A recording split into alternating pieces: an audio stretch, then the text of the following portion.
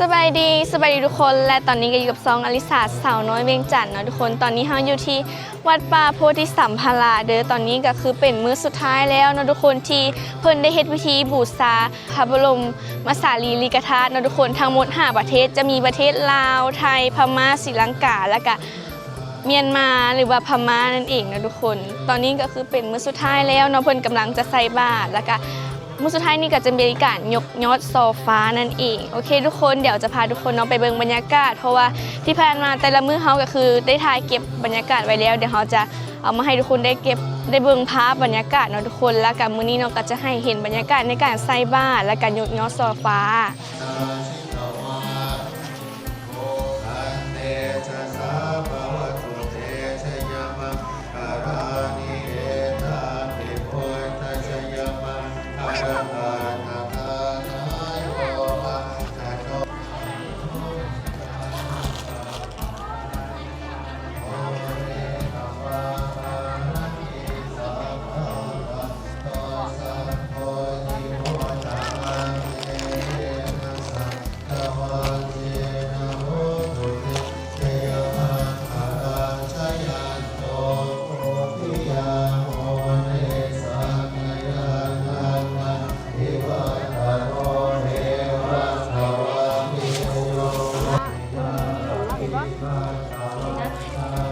เมื่อกี้คือเห็นอีเมลแวบๆเสร็จแล้วไปเสร็จละ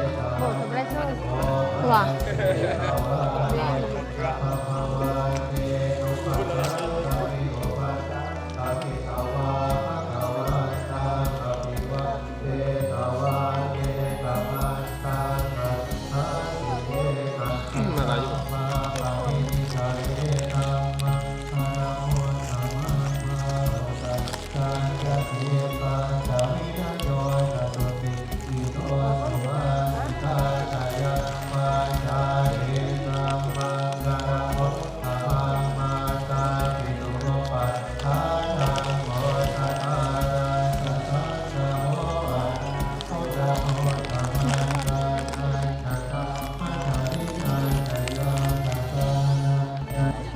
ไอ้ทุกคนเดี๋ยวเขาจะไปต่อยอดโซฟาเนาะเพราะว่าเจ้าหน่อยเดี๋ยวเพิ่นต่อยอดแล้วก็เพิ่นก็สิยกยอดโซฟา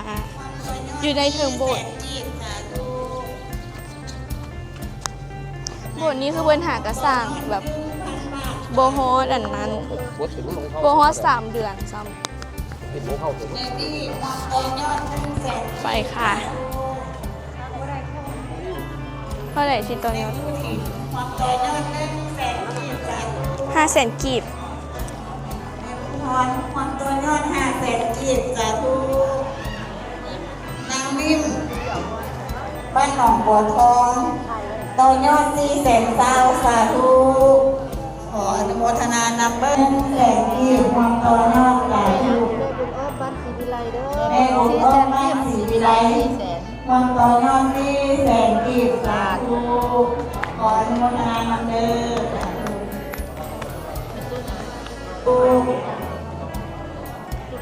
เป็นผู้แรกความตัวยอด200,000 กีบสาธุ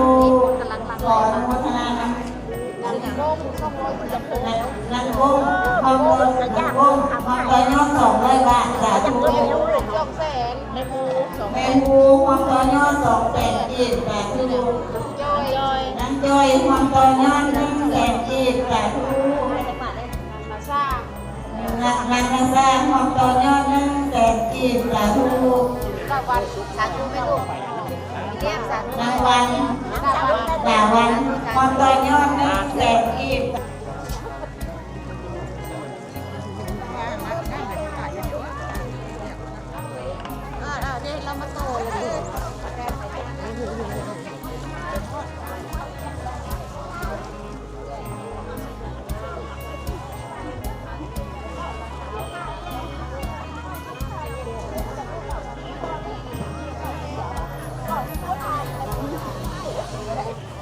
ทำไมลูก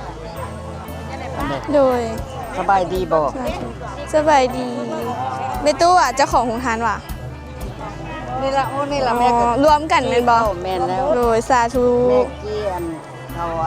ลำปิ้งเบิดละนี่ยังหน่อยนึง บ้านมีตู้อยู่นี่ปะอยู่น้ำฝาย โอ้น้ำฝ่ายอันอ๋อฝายกันไกนี่ละโด โดย ฝ่ายหนองปะท้องนี่ล่ะ มันติดกันเนาะหนองวัวทองกับนาไฟเนาะ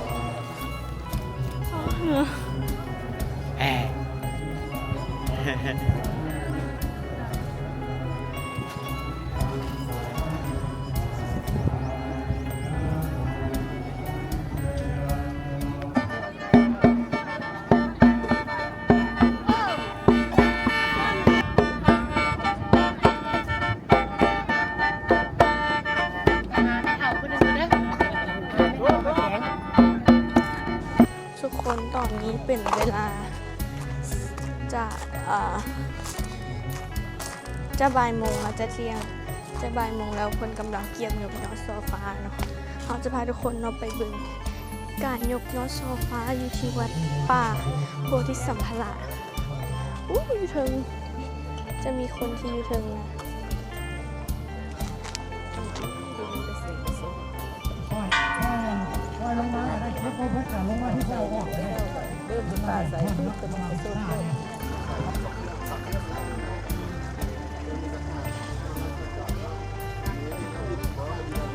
เอาดินเชือกแกงก้อยเชือกเกี่ยวเด้อ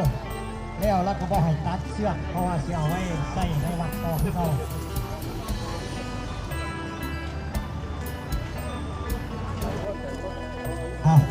แยกโคแล้วก็ป้อนไม้บัดนี้มาศรัทธาต่อไปแล้วสีเพื่อมาไปสอนประธานนายกองกันสุริบาลครอบครัวประธานนายขันคำ2 สมบัติเอาไปให้คุณมัดเลย3 ยอดเด้อตกใจว่ะ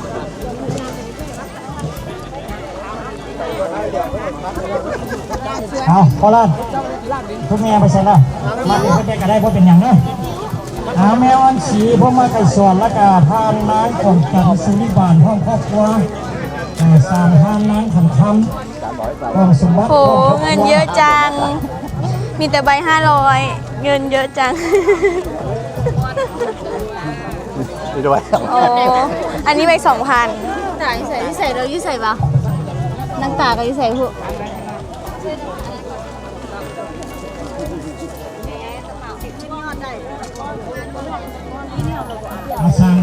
อันนี้เขาจับเพนอย่างดึงยอดโซฟา ทั้งหมด3 ยอดทั้งหมด4 ยอดนี่แหละฮอนเนาะฮอนบ่ฮอนติบ่ฮอนเลยทำบุญเนาะทำบุญอันนี้ใส่น้ำไหนมันคือยังเป็นหัวอันนี้กันแดดซื่อๆเด้อเบิ่งอันไอฮอนกับอันนี้ปกติเลย อันนี้แบบสิ้นแล้วเลย มีกันเลยด้านหน้าหน้ามันแบบ อันนี้นะคะกับยอดได้แบบ เงินใหญ่พอ ไม่ดึกน้ำยาโมเรสักยานังนันติวัตโนเอวังวิชโยโหอิชยาสุขมังคะเรปราชิกานังยักษ์ไว้เนี่ยอยู่ที่เอโกนวิโมคะเรอภิเษกสาภะโวอาคาปะตุปะโม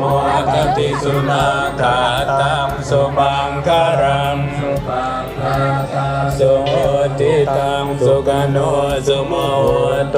จะสุยิทังพระมจาริสุปทากินังกายกรรมังวาจากรรมังปทากินังปทากินังมโนกรรมังปณิทิเตปทากิปทากินานิกาตวานารพันตาเทปทากิเน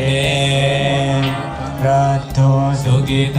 วิรุณโหปุตตสาสเนอโรโกสุกิโตสัมสะเปยาติวิสุตาราธาสุกิตาวิรุณโหปุตตสาสเนอโรโกสุกิตาสัมสะเปยาติวิเมอาราธาสุกิตาวิรุณโหปุตตสาสเน